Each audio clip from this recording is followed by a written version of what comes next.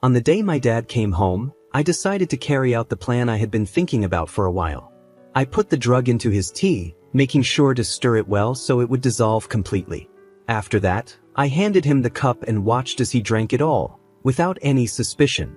We left the house soon after that, knowing it would take about 4 hours for the drug to fully take effect. The drug was supposed to make him unconscious, so we needed to be patient. I had connected the CCTV cameras in my dad's house to my phone, allowing me to watch everything that was happening there even when I wasn't around. It was a smart move, and it gave me peace of mind that I could see what was going on at any time. After 5 hours passed, I checked my phone and started watching the live footage. Just as I expected, my dad was lying on the couch in the living room, completely passed out. He wasn't moving at all. What happened next took me by surprise. My dad's girlfriend, Lauren, walked into the room and saw him lying there. Instead of panicking or calling for help, she walked up to him and slapped him on the face, trying to wake him up. But he didn't respond at all. He just lay there, unconscious. Rather than getting worried or concerned, Lauren did something shocking. She started jumping up and down, clearly excited. It was as if she had been waiting for this moment. After her little celebration, she pulled out her phone and made a video call to someone. The person on the other end of the call was a man. With a big smile on her face, Lauren told him, "The old fool is dead, baby. We're rich." She was convinced that my dad had died and that she was now going to inherit all his money. Lauren had been deceived into believing that my dad had changed his will to leave everything to her. It all started when my dad introduced Lauren to our family, telling us that she was his new girlfriend. At first, we thought he was joking. My name is Scott, and my dad is 75 years old. My siblings and I are all adults now, and most of us are married. My 3 older siblings even have kids of their own, while my wife and I are still planning to start a family. My dad is a wealthy man. He and my late mother built 2 successful beverage companies from the ground up. They worked tirelessly to make their brands well known, and now their products are famous. My mom passed away 12 years ago, and my dad never remarried. So when he suddenly called us all together and introduced us to Lauren, we were completely shocked.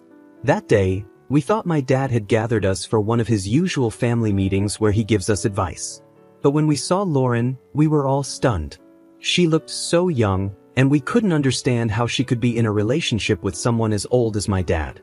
My first thought was that she was just a new housekeeper he had hired. But my dad proudly introduced her, saying, "This is Lauren, my new girlfriend. I'd like you all to treat her with the same respect you give me. Since your mother's death, no one has shown any interest in me, but Lauren did. I'm happy with her." Hearing this, I felt a mix of anger and confusion. How did they meet? When did this relationship start? Were they really in love? I couldn't help but question her intentions. "Does she even love you?" asked my dad. He replied confidently, "She loves me. We've been together for a month, and I can't tell you how happy I've been. She's the best thing that has happened to me since your mother. And she feels the same, right, baby?" Lauren nodded, but I wasn't convinced. She was only 27 years old, and my dad was 75.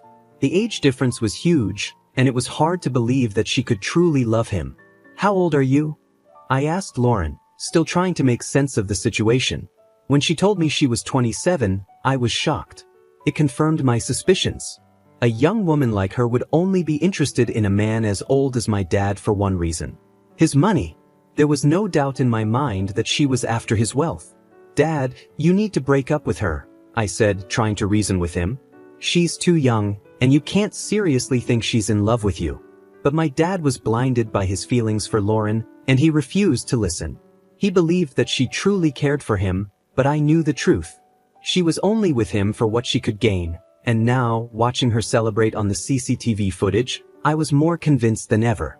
"I'm 52 years old, Dad, and she's young enough to be your granddaughter. This just doesn't feel right at all." I couldn't believe what I was seeing and hearing. My father, a man in his 70s, was seriously dating a woman who was only 27 years old. The age difference was so massive that it was hard to wrap my head around it. I wasn't the only one who felt this way either. My sister quickly jumped in to agree with me, her voice firm and unwavering. "Dad, this is wrong in so many ways. And you, young lady," she turned to Lauren, "there's no way you're actually in love with my father. I just don't believe it." Lauren, however, wasn't fazed by our disbelief. She looked us both in the eye, her expression sincere, and calmly explained, "I understand that it's hard for you to believe because of how young I am. But please believe me when I say that I genuinely like your dad, a whole lot. In fact, I've never been in a relationship before because I've never been attracted to younger men. Your dad is the first man I've been with, and I haven't regretted a single day spent with him. I love him." Her words were smooth, convincing even. I had to admit she was good with her words. It wasn't just what she said but how she said it that made it so believable. She didn't need to do much more than talk, and somehow, she managed to lower our defenses. My sister and I exchanged looks, still skeptical but also unsure of how to respond. Could she be telling the truth? Could someone so young really fall for a man so much older? We spent the rest of that day at my dad's house, trying to get to know Lauren better. She was incredibly hospitable, going out of her way to make us feel comfortable. She even prepared a delicious meal for us, and my sister, who rarely complimented anyone, couldn't stop raving about how good the food was. Lauren was so thoughtful that she even packed some extra food for my sister to take home, knowing how much she had enjoyed it. There was something so humble and down-to-earth about Lauren that made it hard to dislike her. She was kind, polite, and seemed genuinely interested in our family. After that day, we met Lauren a couple more times, and with each meeting, our skepticism slowly began to fade. She was consistent in her kindness and care, always making sure my dad was happy and well taken care of. My dad, who had been lonely for so long after my mom passed away, seemed to have found new joy in life with Lauren by his side. He would call me nearly every evening, his voice full of excitement as he recounted the day's events. He talked about how Lauren helped him with everything from cooking to laundry, even washing the dishes after meals. They went out on dates regularly, and he always sounded so happy, almost like he was reliving the days when my mom was still alive. It was strange, but in a way, it felt like my mom had come back into our lives, not in the same form, but through Lauren. As the months passed, my siblings and I found ourselves growing fond of Lauren. We couldn't help it, she was just so lovable. She wasn't just there for my dad. She also took an interest in our lives. I owned a small restaurant at the time, and although it wasn't very big, Lauren would often stop by to help me out with various tasks. She was always willing to lend a hand, whether it was in the kitchen or with organizing things around the place. My older siblings, who had children of their own, also appreciated her help. She would visit them from time to time and offer to babysit or help with whatever they needed. About 6 months into their relationship, my dad dropped another bombshell on us. He and Lauren were getting married. I remember the day he invited us over to share the news. He was practically glowing with excitement, like a young man who had just fallen in love for the first time. But there was something strange about the whole thing. According to my dad, Lauren had proposed to him. She had taken him out on a date at a nice restaurant, and in the middle of their meal, she had pulled out a ring and asked him to marry her. I was stunned. It's not every day you hear about a woman proposing to a man, especially not in a situation like this. It was supposed to be the other way around, wasn't it? Why would she take the initiative to propose after just 8 months of dating? It didn't add up. When we asked my dad why she did it, he said that Lauren was afraid he might not want to marry her because of the age difference. She was worried that he would hesitate, thinking she was too young, so she decided to prove that she was serious about their relationship by proposing herself. My dad thought it was cute and thoughtful, a sign of her commitment and readiness for marriage. I wasn't so sure. The whole situation felt off, but my dad seemed genuinely happy, and Lauren continued to be as sweet and supportive as ever. It was hard to argue against the marriage when both of them seemed so certain about it. I wanted to believe that Lauren's intentions were pure, that she truly loved my dad and wasn't just after his money. But there was always that nagging doubt in the back of my mind, the feeling that something wasn't quite right. The wedding was a small affair, just close family and a few friends. My dad was over the moon, and Lauren looked radiant in her wedding dress. As I watched them exchange vows, I couldn't help but wonder if this was really what was best for him. Could a marriage built on such an unusual foundation really last? Only time would tell. In the weeks following the wedding, things seemed to settle into a routine. Lauren moved in with my dad, and they started their new life together. My siblings and I continued to visit, and each time, Lauren was as warm and welcoming as ever. She made my dad happy, and that was what mattered most. But despite her charm and the way she had won us over, there was still a part of me that remained cautious, always watching for signs that her intentions might not be as genuine as they seemed. Looking back now, I realized that my initial concerns were valid. Lauren had been very strategic in the way she presented herself to us, carefully crafting an image of the perfect partner for my dad. She knew exactly what to say and do to win our trust, and in the end, we were all taken in by her act. But as time went on, the cracks in her facade began to show, revealing a different side of her, one that was more focused on what she could gain than on truly loving and caring for my father. It's hard to admit, but I should have trusted my instincts from the beginning. My dad deserved better, and it pains me to think that we didn't see through Lauren's act until it was too late. Love can be blind, and sometimes, it takes more than just good intentions to protect the people we care about. At first, I thought the same as everyone else. It made sense to me that Lauren might have believed my dad would never marry her because of the significant age gap between them. So, when she proposed to him herself, I saw it as a clear sign that she was genuinely ready for marriage. That's what I convinced myself to believe, so I decided to support her in every way I could. My siblings seemed to share the same reasoning. We all came to an agreement that their marriage was okay, even if deep down, we had our doubts. It wasn't as if our disagreement would have stopped the wedding anyway. Our dad was determined to go through with it. As we began preparing for the wedding, I noticed something that seemed a bit off. Lauren was very insistent on having a court wedding instead of the traditional church ceremony. This struck me as odd, given that our family had always valued religious ceremonies. I voiced my concerns, and my siblings did the same. We felt that a church wedding would be more appropriate and meaningful, especially considering my dad's age and the traditions we were used to. My dad found himself torn between wanting to make Lauren happy and holding on to his own values. He wanted to give her the court wedding she asked for, but the idea didn't sit well with him. It was a tough situation, and we spent a lot of time discussing it. Lauren was clearly disappointed when we pushed back against her wishes, but eventually, we managed to convince her to go with the church wedding instead. Although she reluctantly agreed, it was clear that she wasn't happy about the decision. On the day of the wedding, something felt off again. Lauren didn't seem as excited as we had expected. Her demeanor was subdued, and she didn't have the radiant joy that most brides have on their wedding day. We were all fooled into thinking that she might have been feeling unwell, perhaps just dealing with a headache or pre-wedding jitters. We felt bad for her, and my sister, in particular, spent a lot of time comforting her and staying close to her throughout the day. We chalked it up to nerves and hoped that once the ceremony was over, everything would go back to normal. After the wedding, life for my dad and Lauren began. For the first 3 months, my siblings and I decided to give them some space. We thought it would be best to let them enjoy their new life together without us constantly dropping by. We wanted our dad to have all the fun and happiness he deserved with his new wife. Looking back, I realize now that this was a mistake, a silly one that we would later regret. It wasn't until 5 months later that I finally visited my dad. As soon as I saw him, I noticed something was different. He seemed quieter than usual, and it was clear that he had lost some weight. His clothes looked a bit looser, and his face had a tired, worn-out look that I wasn't used to seeing. When I asked him if he was okay, he put on a smile and assured me that everything was fine. But I know my dad too well. His smile didn't reach his eyes, and I could tell that something was bothering him. While we were talking, Lauren walked into the living room. I noticed that my dad flinched slightly as she entered, which made me frown.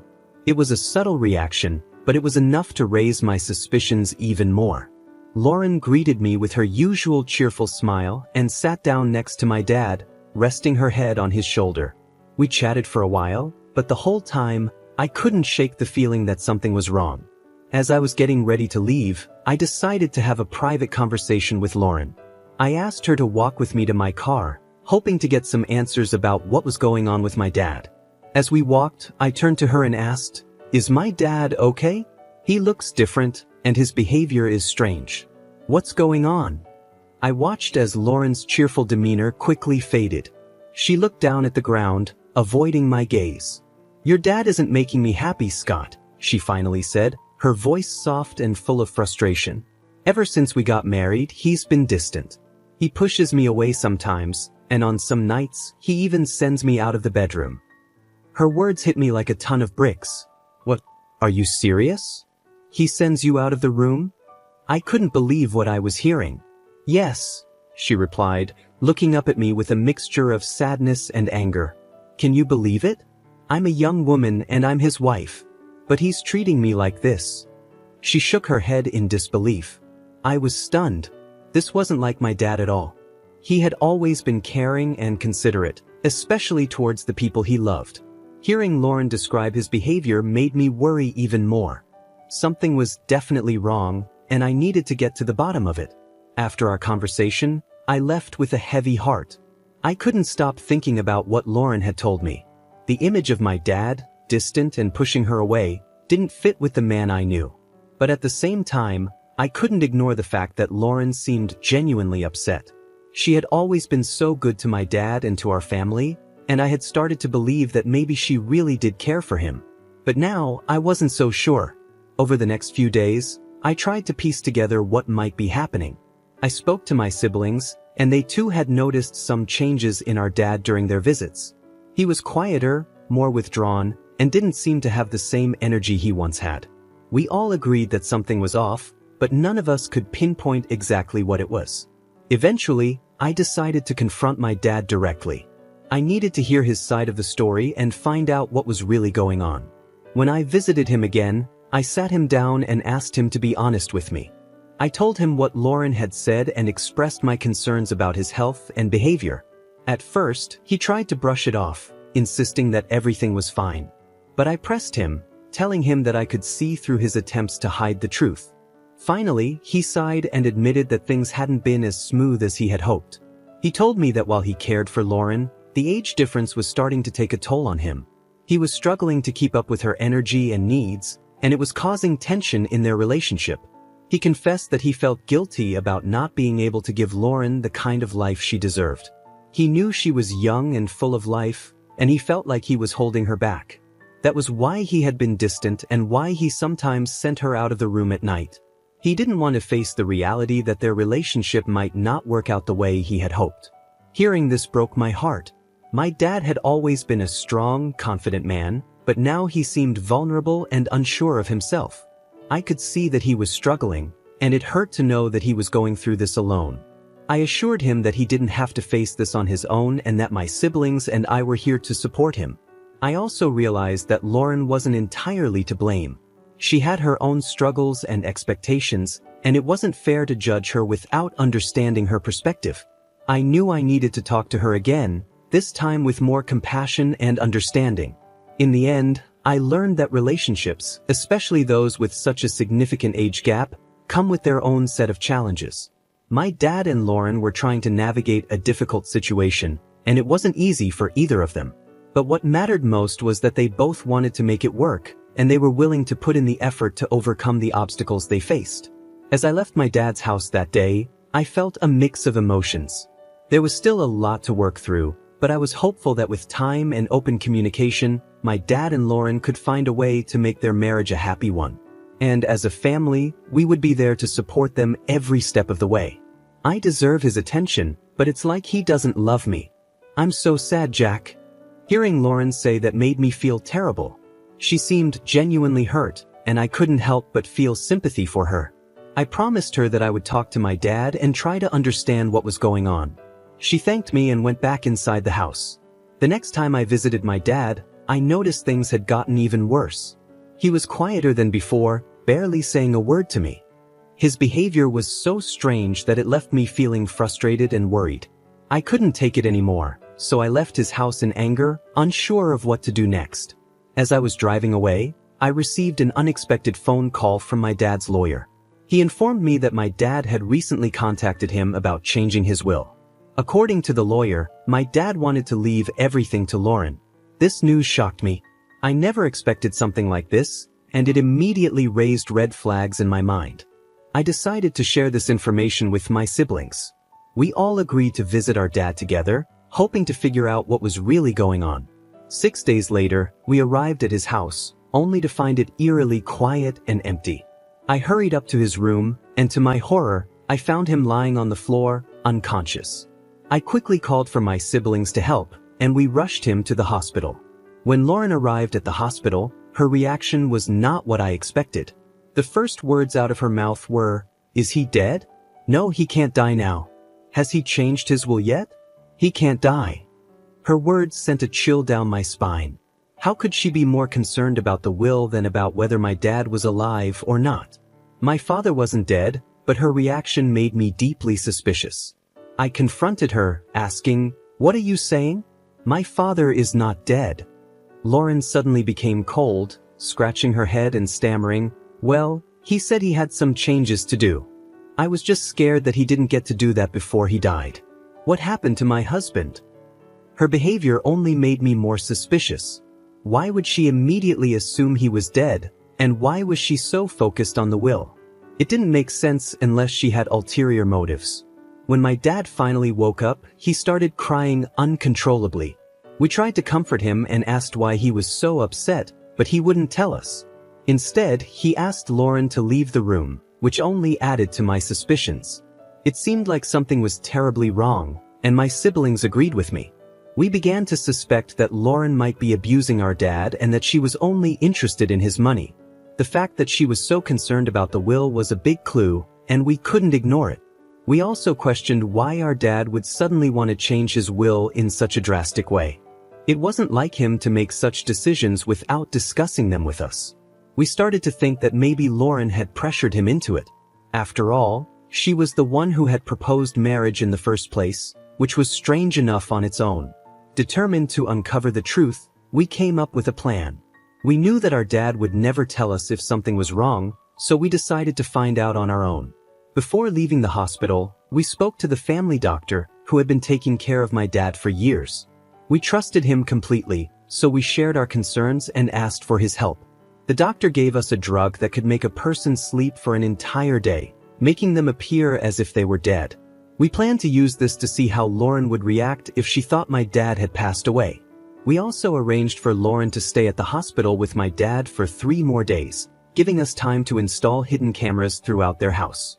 This way, we could monitor everything that happened once they returned home. On the day my dad came home, I put the drug into his tea, making sure it was well mixed so he wouldn't notice anything unusual. After he drank it, we left the house, knowing that it would take about 4 hours for the drug to take full effect. I had connected the cameras to my phone, so I could watch everything in real time. We waited anxiously, hoping that our plan would reveal the truth about Lauren and her intentions. I could see and hear everything that was happening in my dad's house, thanks to the cameras we had set up. 7 hours later, I started watching the footage on my phone. My dad had passed out in the living room, just as we expected. What happened next shocked me. Lauren walked into the room and saw my dad lying there, unconscious. Instead of panicking or calling for help, she tried to wake him up by slapping him.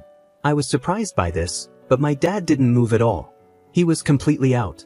What Lauren did next was even more disturbing. Instead of getting worried or concerned, she started jumping up and down, clearly excited. It was as if she had been waiting for this moment. After her little celebration, she quickly pulled out her phone and made a video call to someone. I watched as she spoke to a man on the other end of the call, saying, "The old fool is dead, baby. We're rich." She was convinced that my dad was dead and that she was about to inherit all of his money. What Lauren didn't know was that the lawyer had played a trick on her. After the lawyer called me, he told me that Lauren had visited him, asking about the will. Sensing something was wrong, he lied to her, saying that my dad had indeed changed his will to leave everything to her. The lawyer had been with our family for a long time, so he knew how to handle the situation. I was so grateful to him for his quick thinking. While Lauren was busy celebrating with the man on the phone, I immediately contacted the police and my siblings. We all rushed over to my dad's house, determined to catch her in the act. When we suddenly burst into the house, Lauren was completely taken aback. She tried to escape, but it was no use. The police were quick to handcuff her and take her straight to the station. At the police station, it was discovered that Lauren and her 24-year-old boyfriend had been plotting to scam my dad.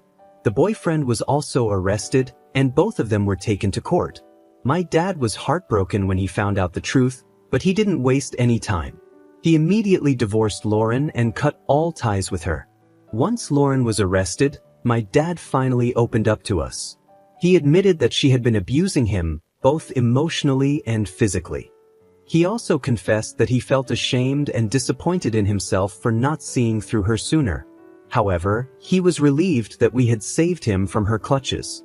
My dad also made it clear that he would never date or marry anyone ever again. He was done with relationships after this terrible experience. In court, Lauren was charged with emotional and physical abuse as well as fraud. She was sentenced to 30 years in prison, while her boyfriend received 20 years for being an accomplice. As Lauren was being led away, she broke down in tears, crying and apologizing to us. Her parents were also in tears. They told us that Lauren had run away from home, and they had thought she was missing. We felt bad for them, but we knew that Lauren had to be punished for what she had done.